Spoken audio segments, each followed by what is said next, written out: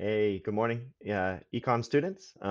Just wanted to say you're welcome for all these amazing readings this week. Miss Lamone is saying, please don't neglect her assignments though, because you're having so much fun reading these econ readings. So make sure you make time for the other classes. I know you just want to kind of like dive right in and analyze this and see how to save our economy during COVID-19, but reading it once or twice is enough. You don't have to go home over it 4 or 5 times because it's so amazing and enlightening. So kind of take it easy and make sure you give the other teachers their time too.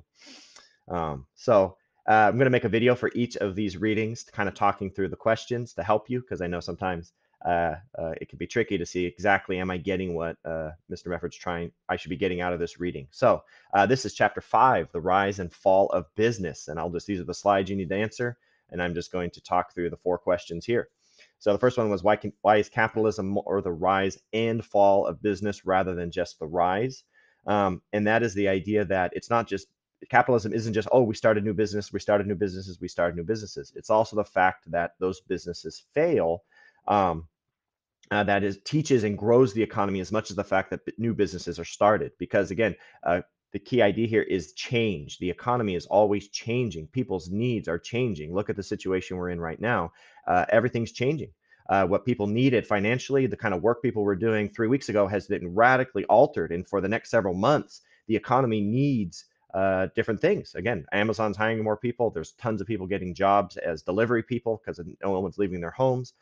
We need an economy that can change, and that's going to require some businesses to rise, and right now, unfortunately, some businesses to fall in order to meet that change. A key term here is creative destruction. Creative destruction, meaning things are going to be destroyed because they no longer meet the changing needs, but that's a good thing, even though it is painful and people lose their jobs and it's a harsh thing.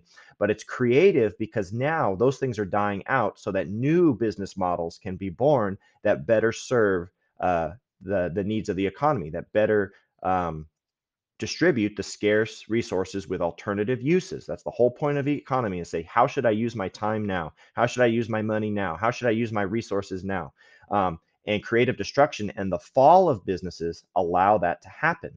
We need something new. We need something better. We need to use our resources in a new way. And so businesses need to fall just as much as they rise. Um, Kind of harsh, but again, overall everyone benefits from it. Even in the short term, it seems like we all hate change. Number two, what are 3 changes businesses must always be ready to adjust to? This is found briefly at the end of or in the middle of the reading. They have to change to social changes, technological changes, and economic changes. So a social change might mean just people's different buying habits. The book talks about people used to have a local grocery store and they would go there multiple times a week because they usually were on foot or using public transportation. They could only carry a couple bags at a time. And so stores built their businesses around that model. Then it says, but then when people got cars and they could fill a trunk full or a suburban full of groceries, then all of a sudden huge big box grocery stores like Costco, and even before then, other ones at Walmart, they began to rise. And now no one, it's not like you go to the grocery store every day, especially like now you're going to the grocery store once a week, once every 2 weeks, maybe just for a few items. And so that change, businesses had to respond to that. They had to change the size of their store. They had to change their parking lots. They had to change how many stores they would have, their location. They had to adjust to that. That's a social change. Technological change is just like cost of production, the way in which certain resources or certain products are made, or maybe the way they're distributed or the way they're consumed. And so, whenever technology changes, the way they're produced, the machines that produce them, the labor that produces them, any change in technology is going to cause a business to need to adjust its model. And then economic changes. So just whenever the economy changes, now is a perfect example. Our economy has changed because it's in shutdown mode. That is an economic change. Um, and so people are having to rapidly scramble and say, well, what are we going to do with our business? How are we going to let people get takeout? Can we order online? Churches are like, can we help people tithe online, into the nonprofit category? Because now churches are losing income and they have to pay rent and they have to pay people. So they're thinking, okay, so now the economy has changed to a distance economy. We need to adjust to that and better use our resources, or else we're going to fall. And again, while that's stressful, it's a very good thing because you've got everybody trying to adjust to the new circumstances and better meet people's current needs by making these changes, whether social, technological, or economic.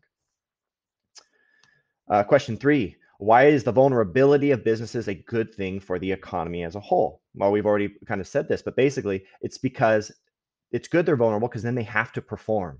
They can't just sit back and say, this is the way we've done it. This is the product we've always made. This is how we've always made it. This is the kind of jobs we do. We're going to do this forevermore because things are changing.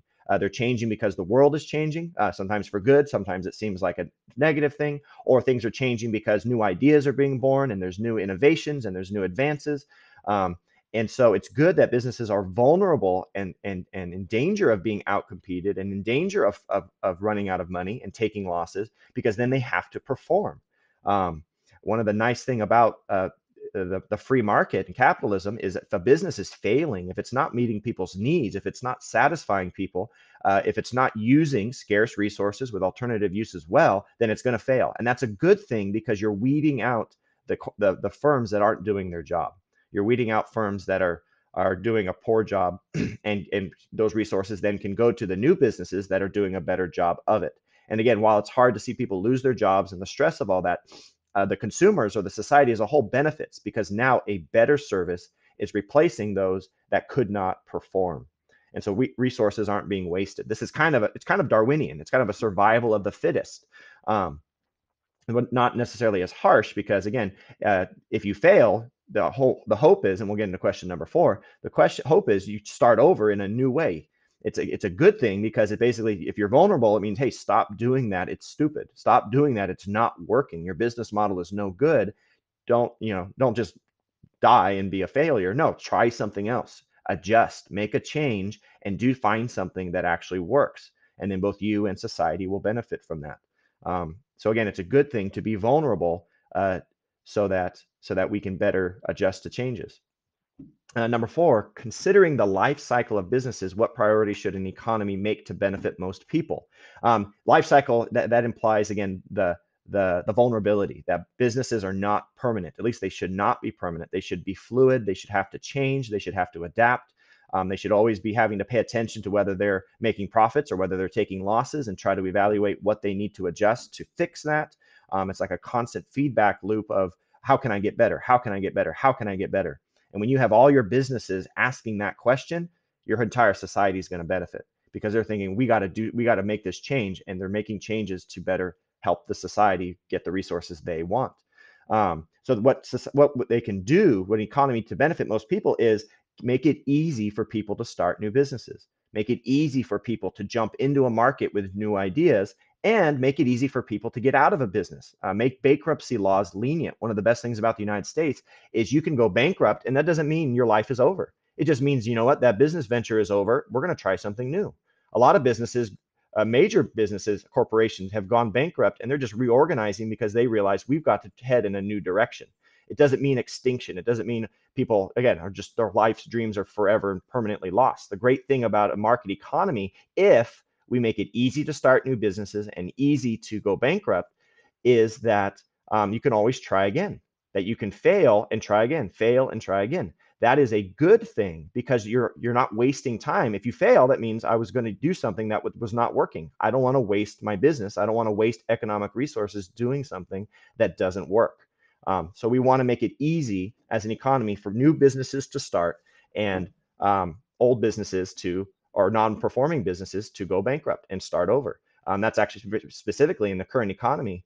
They're trying to get rid of some of the licensing that is required for people to get into certain industries because they realize people are looking for new jobs. This is happening right now, this creative destruction, because the economy has majorly changed in a real way, and we don't know when it's going to go back to normal. And so they're trying to remove, if they're smart, and I pray that they do, remove some of the barriers to people getting into new industries like licensees and certificates that, again, they don't necessarily, again, how important are those things? If people could just immediately get into these new businesses, then they're going to make the necessary adjustments to the new economic situation. And although their mom and pop bakery might have gone closed, all of a sudden they can start a new online, I don't know, grocery business or something, or I don't know what, just imagine, but they're trying to sell something online or trying to offer a service.